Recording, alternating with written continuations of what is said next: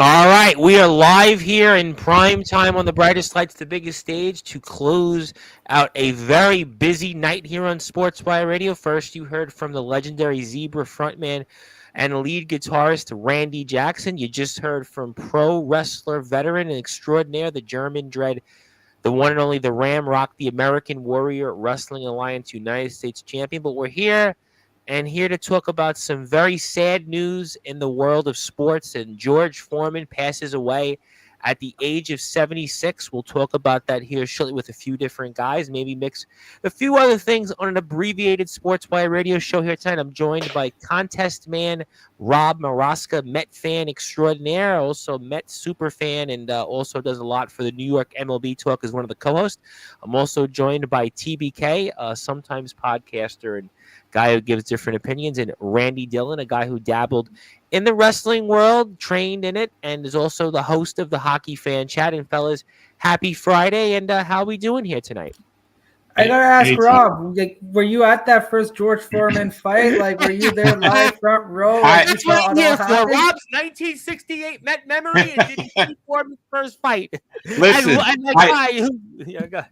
I was just texting with Chris, and I said, "Here come the Rob at the George Foreman fights." Were you there, like Africa, Thriller in Manila? Were you there? The comeback fight in '87. I did. Listen. I did watch the championship fight in 1973 when Foreman knocked out Joe Frazier. I was 10 years old, and I did watch it. It was a great fight.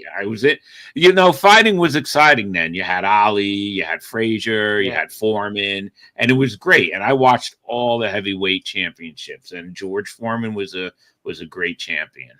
No, I agree with that. I actually do think that boxing, it definitely has lost its luster. Boxing, the Klitschko's are around. You got Tyson Fury. I watch it. We've had some boxers come on here. Arv the Fox Mitchell, the first Black British boxer to have fought 100 times. We've had on Susie Q Ramadan, who's like the Australian female version of Mike Tyson. So, Paul Pierce has been here, overseas. But, yeah, I would say boxing definitely lost a lot of luster in the past, 15 years at least. For sure. Yeah. I don't think there's been a big boxing fight since probably Manny Pacquiao and Floyd Mayweather. Like, it's been that long where like you had the Tyson and Jake Paul, you've had the Holyfield and Tyson match again. Like it just like it hadn't been the same. But Foreman, like, way past my time. Like, but I was just doing some quick scout. Like the guy he fought Ali, Holyfield, like he's fought some of the big guys and was a premier athlete in a premier sell for the boxing world. Well, and famously for the wrestling fans, he's also with the George Foreman goal, supposed to be Hulk Hogan's thing, and he passed up on it. And you got to remember too that he won gold medals at the Olympics in 1968. Also, you guys know him from the grill and everything, but I actually did see him in his prime fighting, and in the 70s when I was a kid. Boxing, that was like one of the best periods of boxing. Like I said, Ali, Foreman, Frazier. It was really a golden age of boxing.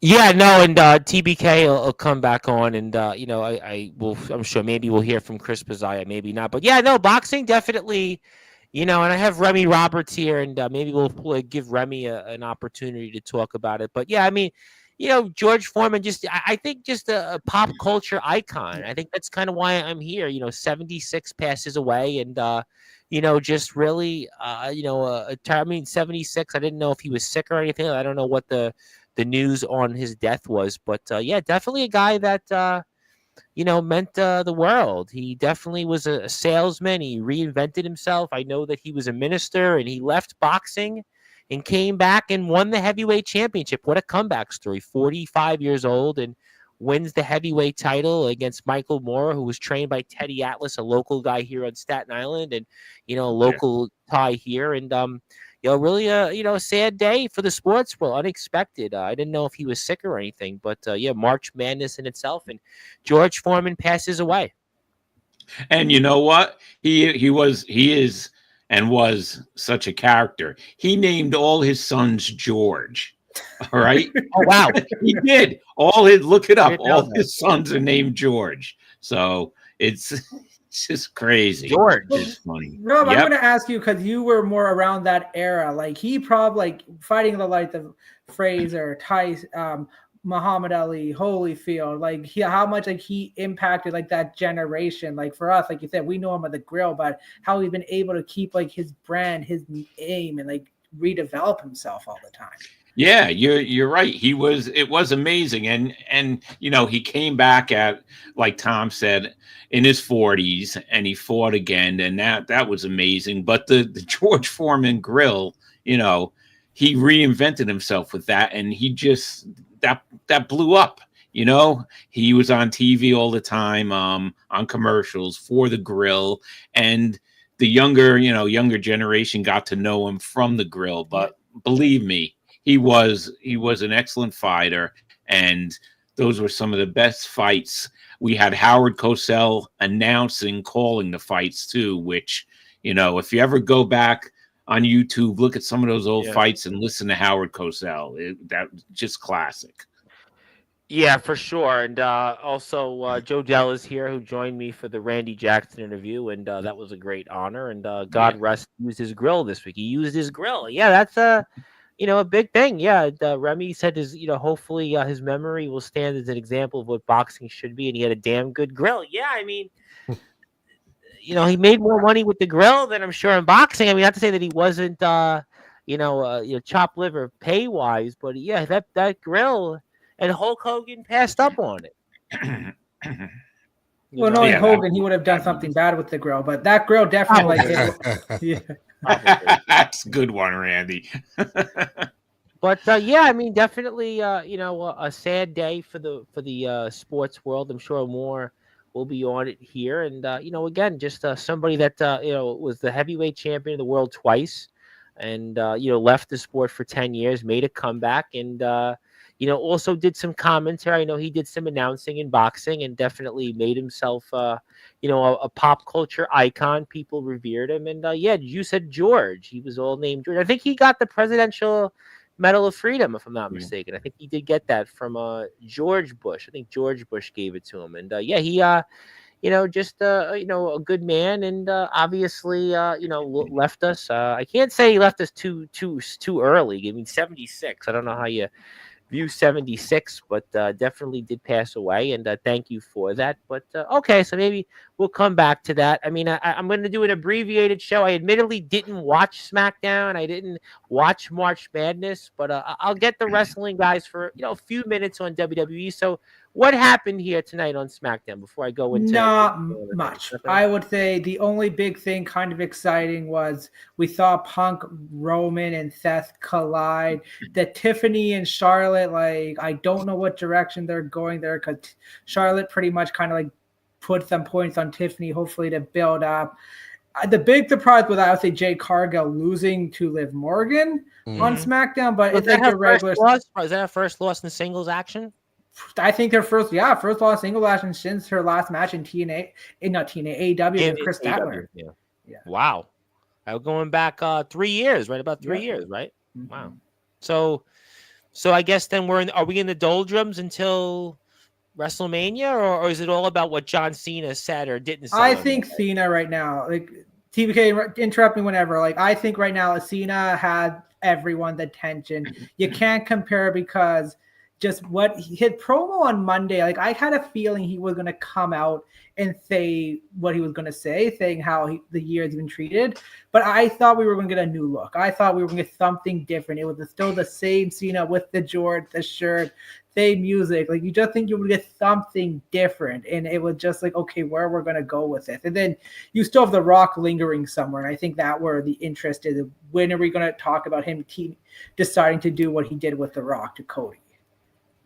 Yeah, so I'll agree, and Randy touched on a bunch. So tonight was definitely a low point for the European tour. Like Randy said, you didn't miss much. There was even a point where I've already said this before. The show's bad if I'm getting up in the middle of it to go take a shower and not really caring about what's going on. Yeah. I mean, I will say, I mean, at one point, I don't know if you picked up on this, Randy, but at the very, very end, during that CM Punk and Roman and Seth brawl, Hey, I'm going to give a big shout out tonight to Joe Tessitore, because the cadence in which he said what he said hit the nail on the head. After a while, they let him brawl for a little bit, and then out came security and out came the refs. And the way that he delivered what he said, he sat there and was like, oh my gosh, they're brawling. And here comes security, and here come the refs. And I was like, oh man, I wonder if he's going to get yelled at for that. But like, he's not wrong. The way he delivered it, it's starting to get old, man. I'm getting tired of the weekly brawls. I'm getting tired. You're going to the well a little too much here, man. It's getting old. It's getting tired. I mean, we all knew it was kind of going to happen. You got the three of them under the same roof. Duh. It's kind of right there, pasted in front of your face. But I just wonder if like I said, I wonder if when he gets backstage, like if Paul's going to be like, well, you could be a little bit more excited. But I totally agreed. Me and my fiance were watching the show, and we were like, oof. Yeah, I think the commentator, they play a role, especially if you're not live in person. You need to sell the excitement, and that's something like we saw with Jim Ross, Michael Cole, like Mike Tenay and TNA, even Excalibur and AEW. Like, you have to have that Tony Schiavone. You have to have that excitement all the time. You have to be willing to go that 100 miles an hour all the time, regardless of what's happening, because you got to sell that on TV to keep the fan interested. So we'll see what happened there. For sure. I mean, it definitely caught me by surprise, but you know what? I picked up on it. I just wonder if anyone else did. The second thing that you said that I want to touch on, man, John Cena's promo was a masterclass in promoing. There was a touch of realism. He took a promo that we've heard a million times when you get a quote unquote heel turn, and he made it real. You know, he was like, you guys for 25 years have been absolutely awful to me. And he was like, so why should I give you new gear? Why should I give you new music? That's my voice on that song. He was like, you know what? You know what you get when you treat somebody like crap for 25 years? You get nothing. And I loved it. I loved every minute of it, because you know what? The Rock and Cena have this thing about them where they can take you on that roller coaster ride. They can bring you up. They can bring you back down. And as he said, he predicted it. He was like, watch, there's going to be let's go Cena, and Cena sucks. And it was back and forth. If you don't understand the fact that he was able to just be himself, just get all of that off his chest. Yeah, it was a little bit, you know, Hollywooded up, but that promo, man, said volumes, and I can't wait until we start to get some back and forth. Yeah, I'll add one thing, Tom. Sorry, just quickly. And I think Cody right now, he's doing his job. He's calling out Cena, saying, this is not the guy I want. I've been waiting for you, and this is not the person I want. Like, Cody's done a really good job to kind of get things really going, because you know Cena's not going to be there all the time. Tom? So I was going to say, so you guys then, this is what you expected Monday night? Was that exactly what you expected, or you expected something else? No, I will agree. I will agree that I expected something new, and only because, as I said before, he had done an interview, I think it was back in like 2012, where he said that he had all that stuff set up. But the fact that he decided, I think it's brilliant. The fact that he decided, you know what? I know you guys want me to come out with new gear and a new song and a new attitude, but I'm not giving you shit. You guys have treated me like crap all these years. No matter what I've given to you, you don't deserve it. I was like, that's just so much more. That's so much better because it's real.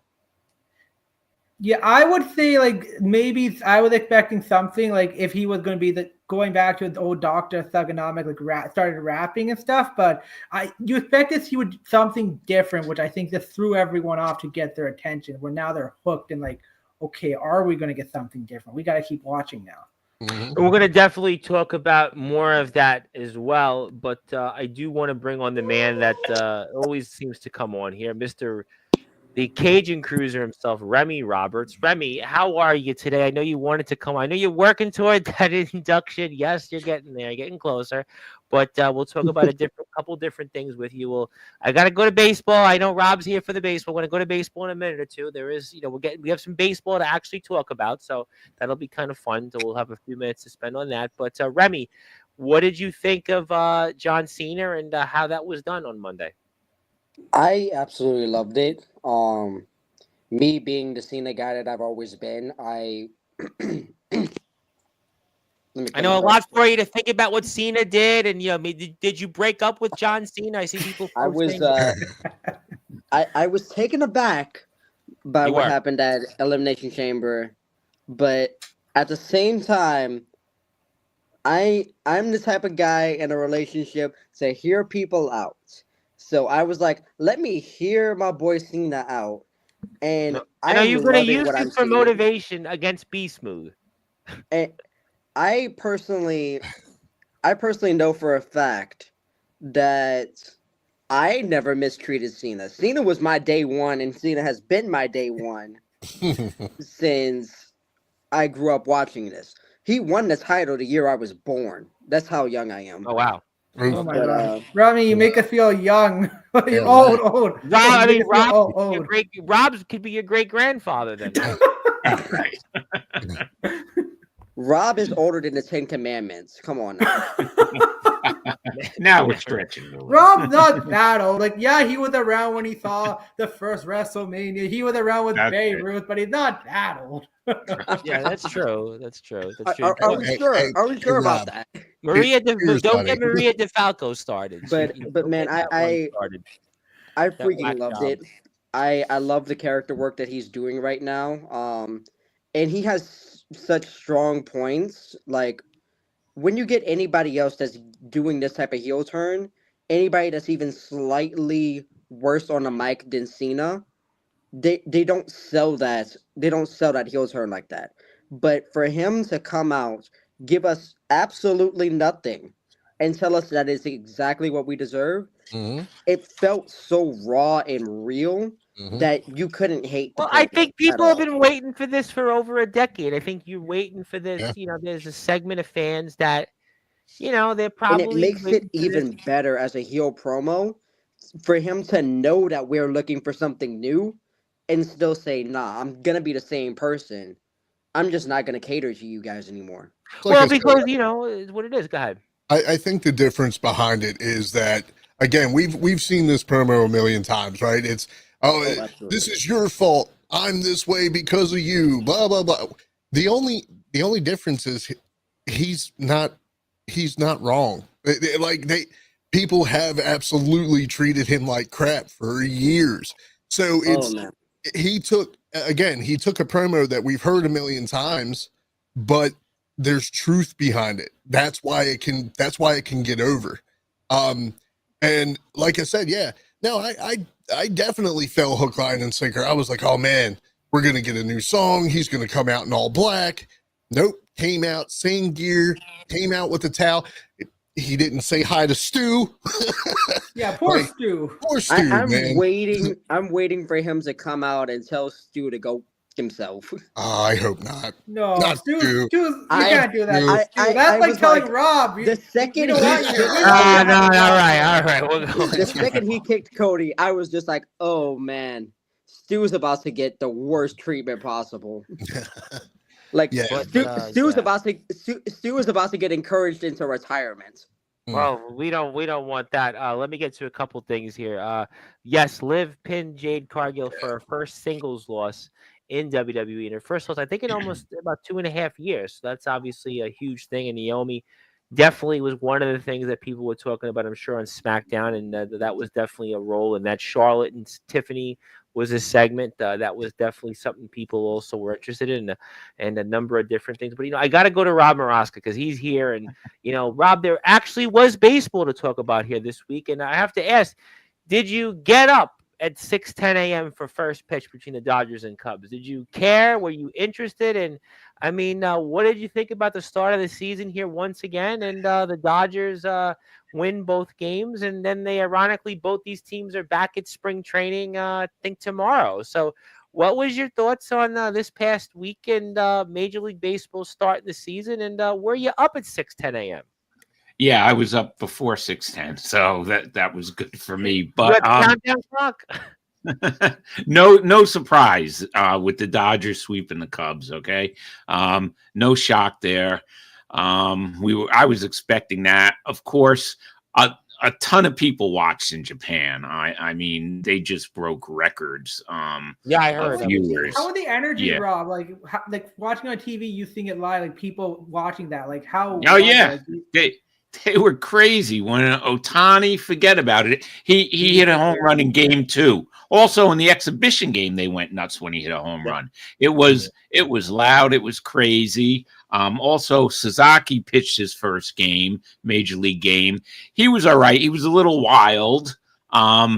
But another, that was another great thing. Those fans in Japan, they really were into it, and it was really a good series, of course, for the Dodgers. Not so much for the Cubs, but you knew Ohtani was going to hit a home run at some point, and I figured that the Dodgers were going to sweep the Cubs. And then you're right, Tom. They go right back to spring training, and I just think that's. I mean, I guess it's I guess you got 4 more days. The season starts next week. Everybody starts again next week, and then they go back to spring training for like 4 days, and they figure out maybe who they want to, I guess, take off the roster, and then they go back, and the Cubs' actual home opener in Wrigley Field is April 4th. So that's interesting in itself. They're the home team, but they don't play at home for another 2 weeks. And then, the Dodgers go out, and of course they win the 2 games, and there's the season. It's I know you and Chris, I'm sure, spoke about it quite a bit on today's episode of the New York MLB Talk, which will actually play this week. A very busy day here on Sportswire. So there was no shows. There was actually no shows played on the radio station today because today was just too busy of a day. But we'll play everything later on. But that's exciting, and I think that we'll look to see more of what's ahead in these teams. Anything else you're looking for going into opening day before I transition? Anything else you're looking forward to for anything? Any final things that we're looking at before the season starts? Any moves and such? I'm just, we're just waiting for the regular season.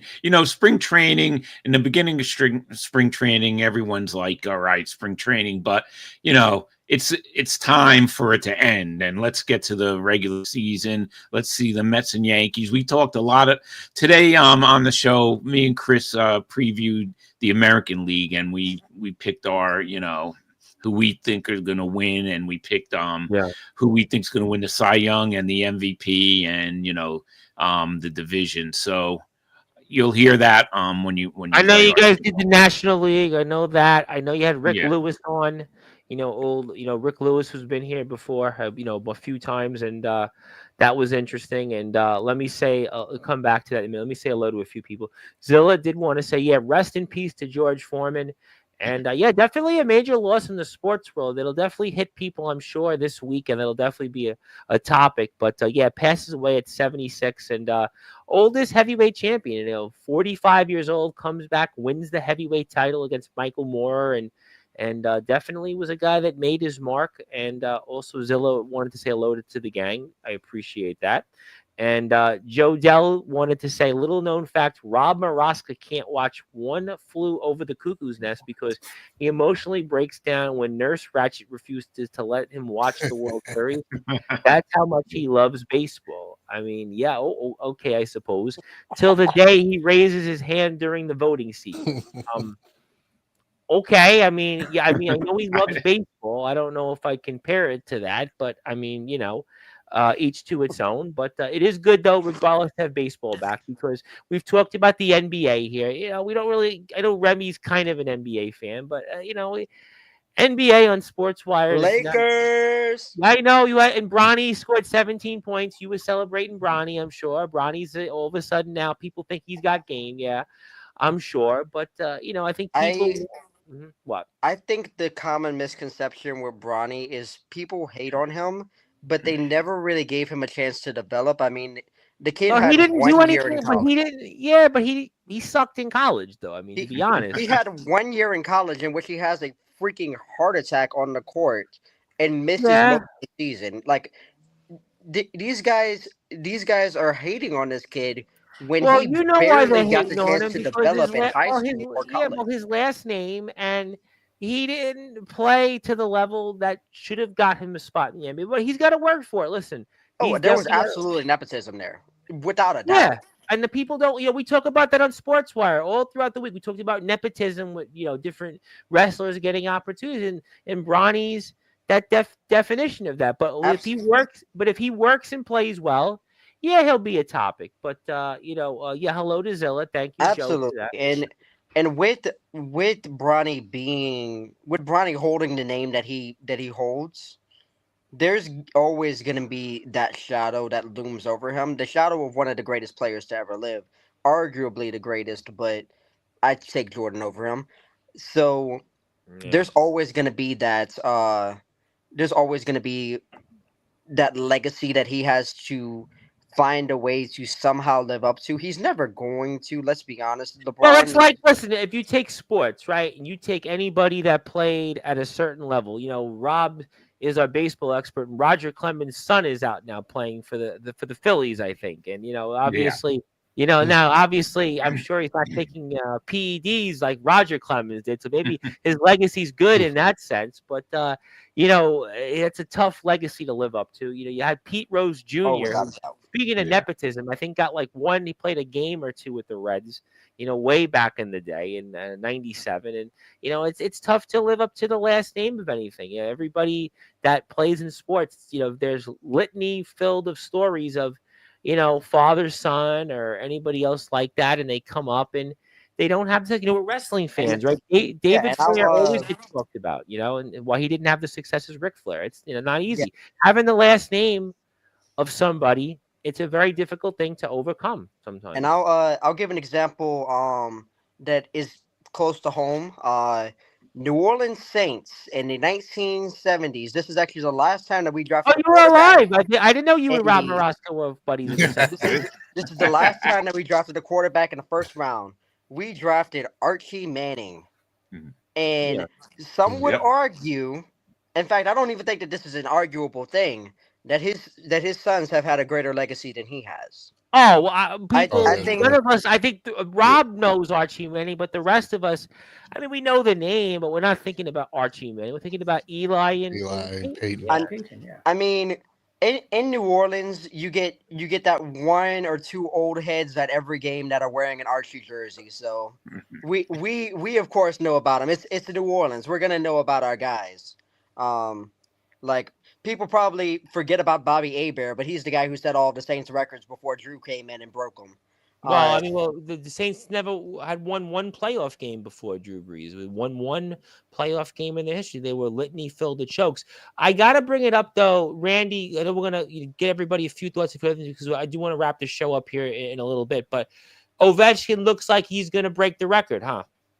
He scored again, he's seven goals away. He got about 12 games. So if he can get on a little bit of streak, I think he definitely can do. He just can't get on a cold streak here. The one thing I think now, what you're hearing, their teams are playing much harder against him because they don't want to be that guy on the opposite end saying our team is the one that led the record. So definitely going there. But Tom, I'll just quickly bring it up. Your Islanders, the last few games. Islanders got a big win yesterday. They came back against the Panthers down 2 goals, and Penguins a little while ago, they were down 2 against the Penguins, won that game, and even yesterday, Sorokin keeps them in. They had a lead, they let the Canadians tie it, go into overtime, and for a minute, talk about it. The Islanders are doing what they've done the last 2 years. They find a way and sneak into the playoffs. For what? But that isn't going to mean much. But the Islanders are there and. They have the games in hand, and so they could make the playoffs and sneak in. I guess that's why Lou didn't sell the whole team, and they just made a move today to sign an undrafted college player. I don't know if that'll help them a little. Maybe it'll give them some depth, but they'll come right in and play. And but it comes down to goaltending, and Sorokin has stole some games of late. The Islanders have got some big wins, and yeah, they could make the playoffs, but we knew that already. Exactly. Yeah. They're right now 2 points behind Montreal at 72 points. Montreal 74. Montreal did get the 1 point yesterday, but they got the 1 point, which is huge. So it definitely, like the Islanders, what they've done is they're gonna. Other teams are losing. Columbus lost a big game. Come back to the pack. Yep. The Rangers lost a big game the other night against Toronto. Like teams are losing. The Islanders are just heating up. So if they can keep it up. But that's what they did the last 2 years. Don't forget, last year they were right where they were at the deadline, won 7 in a row, and they got into the playoffs. They had luck. I think Detroit lost, Montreal that beat Washington, and and they wound up making the playoffs. They beat Pittsburgh. I think the last day of the season, snuck in. The year before that, made it the second to last day, and that's what they've done. They've done this, and they're a veteran team that they've been here in this spot, and that's kind of where they are. And 14 games left. Islanders have. Montreal has 14 left. Montreal's two ahead. They are 1 win ahead in the win-loss column, and Rangers are tied, but they have the 2 more games in hand, and Columbus is now falling back to the pack, and Detroit's falling back. So, the Islanders could make the playoffs, and that'll be, an interesting thing. And let me get to Joe Dell. Rare can a child outlive an elder's legacy? The Rock is an example. Yeah, I think The Rock... Yep. Was definitely an example. I think it took Cody some time, I would say. For the longest time, he was in Dusty's shadow, and seemed like now he give Cody a little bit more time, in my opinion. No, I think Cody has. I would say now is he's finally getting there, because the longest time it's always Dusty's. That's all he kind of had, even like in AEW. Cody, I mean, for the wrestling guys, has Cody outlived Dusty's legacy? No, he's getting there. No. I would say getting. Like I said, give him some more time. He was a world champion longer than Dusty was in his 3 total reigns. Yeah, total. That's because back in the days of like the 1980s, that title changed hands every. 105 days was the total. Yeah. Well, San Martino's what, like 10, 12. Well, David's another name. Joe Dell and Rob know. David San Martino definitely didn't outlive the Bruno San Martino legacy, and there was Nick and Brooke Hogan definitely didn't outlive the legacy. Ted DiBiase Jr. That's another good example. I would also say Randy Orton, because of Cowboy Bob. Randy definitely outlived Bob Orton. Yeah, Randy is. Yeah.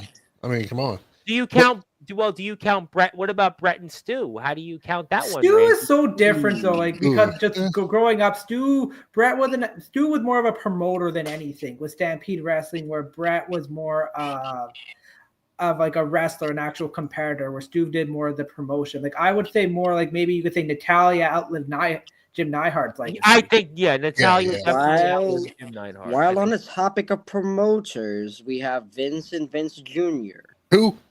No, I think. I mean, yes. Who is this person? I think If you, no, it's fine. If we're being real, outside Vince the ring, Jr. did more. Vince Jr. certainly outlived Vince Sr. in the impact of wrestling. I don't know off the ring what that Joe Dell wanted to say. Cody is yet to have a match at the level of what Rhodes and Flair has had. So he says no. He doesn't think that he's outlived the legacy of Dusty Rhodes. I am waiting for that really like great rivalry that Cody can have.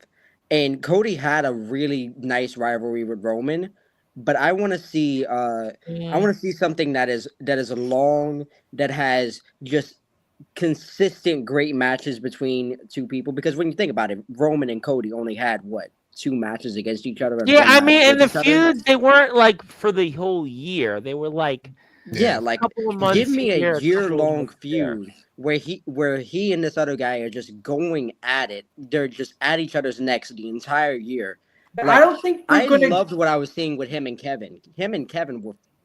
That was an incredible feud. obviously we're not going to get it for the entire year. Yeah, but that's what I was going to say. I think that's what they're trying to do with Cena. And Zilla wanted to say that she did not like the Street Profits new. No, I don't know why they keep changing to keep their old. I am fairly convinced that Def Rebel is the bane of any wrestler's push. Yeah. I mean, Def Rebel will ruin a wrestler's push. Yeah, I mean, you know what? That is such a topic on X, Def Rebel. That I mean, I don't know what's the issue there, and no wonder they're called Def Rebel because they make me wish I was deaf, and I want to rebel against. Well, don't be deaf. You have a big promo match this week with Be Smooth, and we'll see if the number one contenders. Yes, number one contenders. Finally, your boy gets a shot.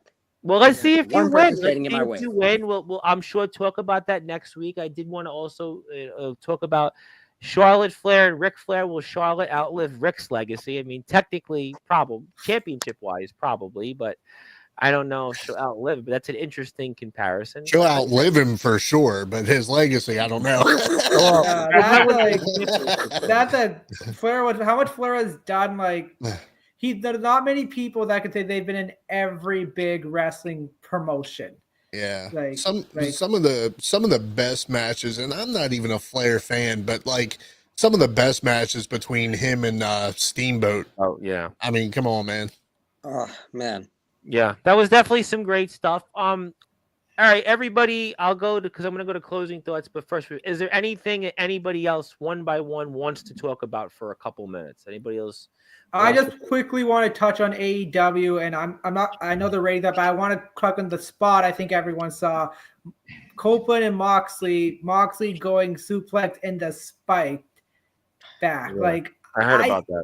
That I understand. Like, there are people saying, oh, people couldn't handle the old ECW days, the ruthless aggression. Like, I understand times have changed. We don't. The program not edgy. We don't see, but I think there's a point where you can't do something because you think it's gonna get a pop or whatever. Like, that is just dangerous. You saw him, like, they were pulling the spike through his back. Like, imagine just pierce a back or his bones or just mess him up. Like, he could be paralyzed. So I think, like, there has, like, I know, like, I didn't watch the old ECW, like Tom and TBK. You guys can probably attest that more to me, but I know it was edgy and some crazy things happened, but, like, I didn't think it was that point to paralyze, like, something could go wrong and the person could, like, paralyze or, like, damn it, like, pretty much killed at that point. My problem with ECW is that it feels like they do these dangerous, overly violent spots every week. So where when they do something like this, it just doesn't hit the same as it should. Because it's like every week they're doing something overly, outrageously violent. So where it kind of just, it takes away the shock factor. That was just insane. Just a crazy spot.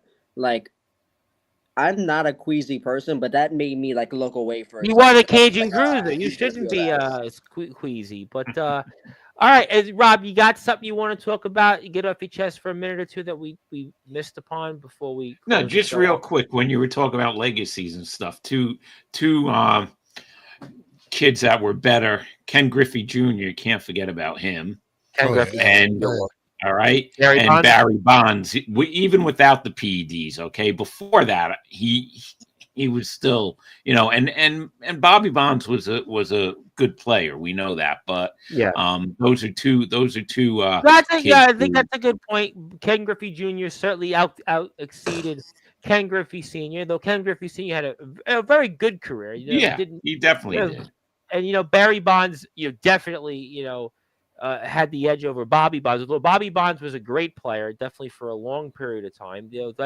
Those are two good names that come up as players that exceeded the legacy of their fathers. But both father and son had very good careers, great careers. That's a good that it wasn't like one didn't have a good career or maybe that has had much success. And those two names definitely come to mind as names that had success and they again exceeded what the fathers did.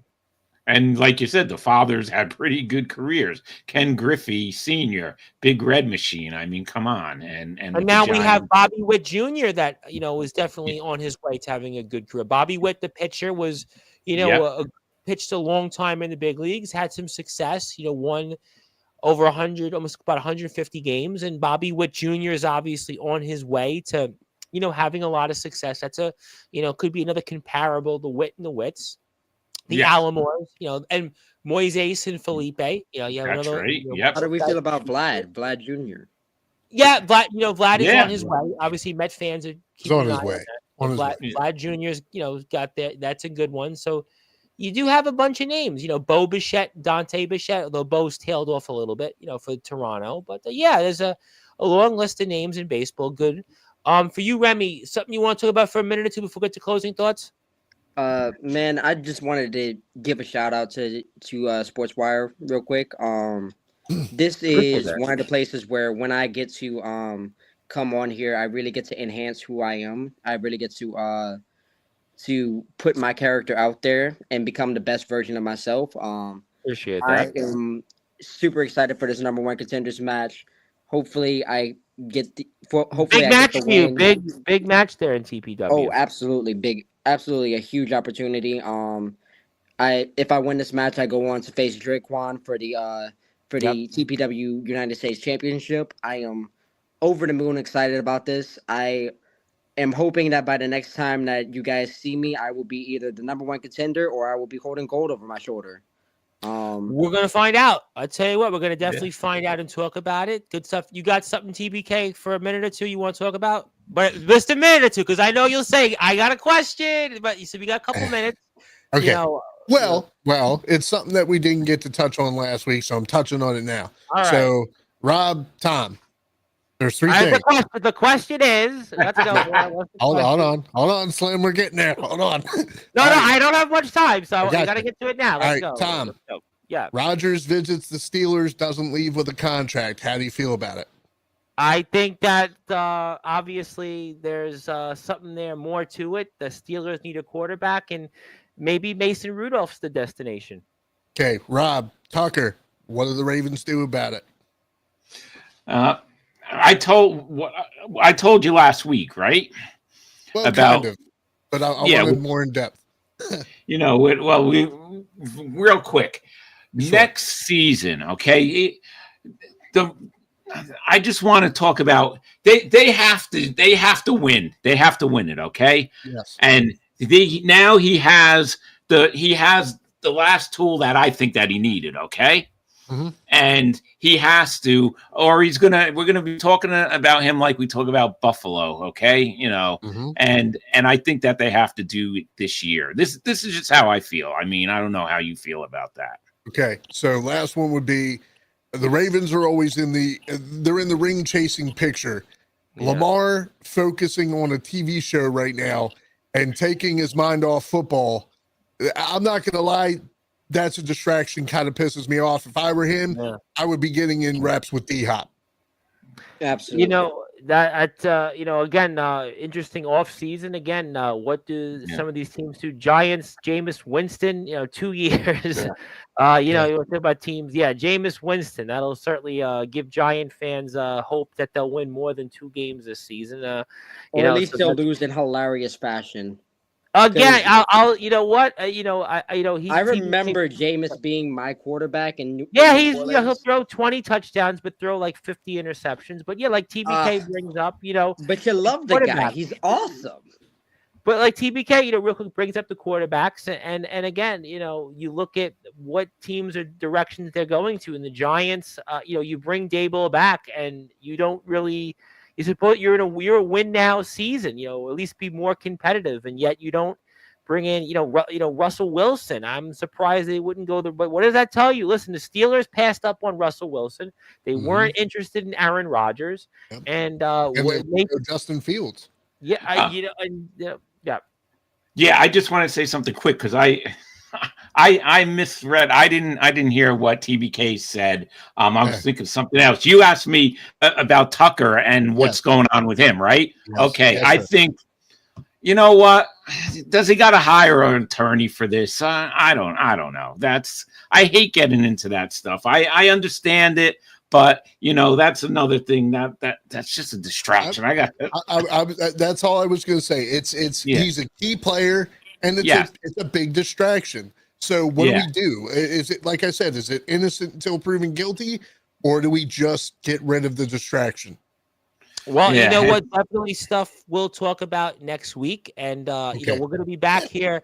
I have Anthony Finkel's band Rust Eater who will be here at 9 o'clock, but we'll be a little earlier on next Friday. We'll have Anthony Finkel here for 30 minutes in his band Rust Eater, which, I don't know how many people will tune into Rust Eater, I don't know, but they'll have new music. They're played on WSOU, Seton Hall Radio. So the band has a gig next Saturday, and we'll talk about it. But, I don't know. We'll figure it out. We'll see. We'll have the whole band here. They'll talk with us for 30 minutes. But thank you, Joe. Yes, it was a great honor to have Randy Jackson. A lot of people are tuned into that, but we'll move on for that. Let's get to closing thoughts. Randy, I'm going with you first. Anything else you want to plug, share, or say? And the floor is yours, my friend.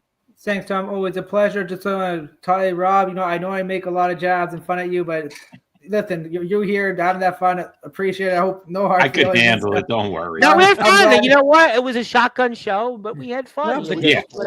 Exactly. I'll make a quick note on a couple of things. One, WWE, I think we're seeing kind of a little fall down the Paul Levesque era. Things have been good, but I think they can be better.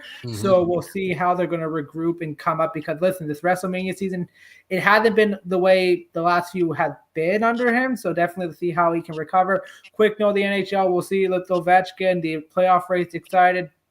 Finally, last thing is I'm going to talk about AEW, and fans are complaining, WWE doing European tour now that they're when they're doing All In or the Forbidden Door in London. I don't know. But I think, listen, for those fans that just great wrestling, the European fans that shown how exciting the wrestling can be, how much they make excited the crowd is, just enjoy it. That's all I'm going to say, Tom. Absolutely. And are you with us next week? I think I won't be here next week. No, I will not be here next week. So you'll be back with us in 2 weeks. Okay, yes. Cool. We'll definitely safe, whatever. And we look forward to you back here next week. Remy, I give you the floor.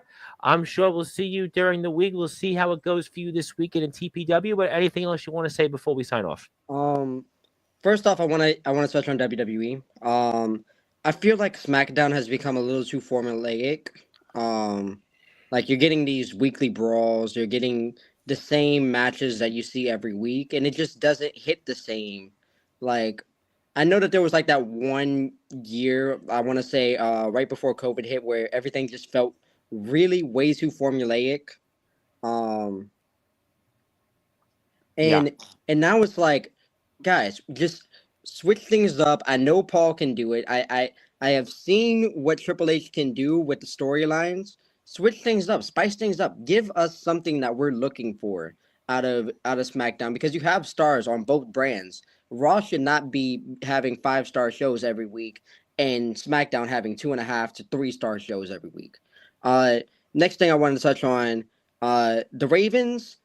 Lamar needs to get his shit in gear. Like, he needs to start making some connections with D-Hop, because the sooner that you can get chemistry going with a new wide receiver, especially a new star wide receiver like him, the better off you're going to be, because this is a win now situation for them. And the better chemistry that they have, the better chance that they finally have of getting over the hump. Lastly, I want to say in terms of me, thank you guys for all of your support. I hope next time I'm on this show that I'll be having some gold around my shoulders. But, and I'm sure you'll know that Lyra Limber's here tomorrow night, so I'm sure you'll have some interest in Lyra Limber from TPW. Man, tons of respect for him. He's the type of guy that I look at when it comes to title reigns, because he's just knocking it out of the park. And Lyra is also transitioning to train as a pro wrestler. Interesting story, promo wrestler turning independent wrestler. So interesting story there. Another Zach Clark. Huge amount of respect for him. I'll give the floor to someone else actually now. Yes, because I want to run here. I'll go with Rob Maraska next. Rob, I'll be looking forward to playing the New York MLB talk this afternoon, now New York time, and I'll definitely be listening. I'll be home here all day, and I look forward to watching it while we watch some March Madness. And the floor is yours, Rob, and take it away. Thanks. Great show, guys. Had a lot of fun with this quick show. I just wanted to real quick get back to the Ravens. TBK, with the Tucker situation and with Jackson with this show and everything, I hope that's not too too many distractions. They got to stay away from that stuff, and they got to concentrate on football. But I want to talk more about Tucker sometime because it is very interesting. Also, Major League Baseball, the real opening day next week. Looking forward to it. And I just wanted to say one more thing, guys. My cousin Joe Dell, he's a big supporter of us. His shirts that he designed for the Heavy Metal Hall of Fame are out. So if you want to check him out, he has one from every state. They look really good. He did a great job. You go to Heavy Metal Hall of Fame website and check out the shirts. Joe, put the link in, Joe, next time. And we didn't get a chance to do this with the Zebra interview because unfortunately I couldn't put it up then. But the next time for next week, Joe, put the link, give me the link, and I'll put it up during the Rust Eater interview also, because those are the guys that they're playing. There are, a hardcore metal band. So, we'll give me the link, Joe. Actually, DM me on Facebook the link, and I'll buy a shirt during the week. And then gotta cop that Louisiana one for myself. Yeah, so we'll send a link, Joe.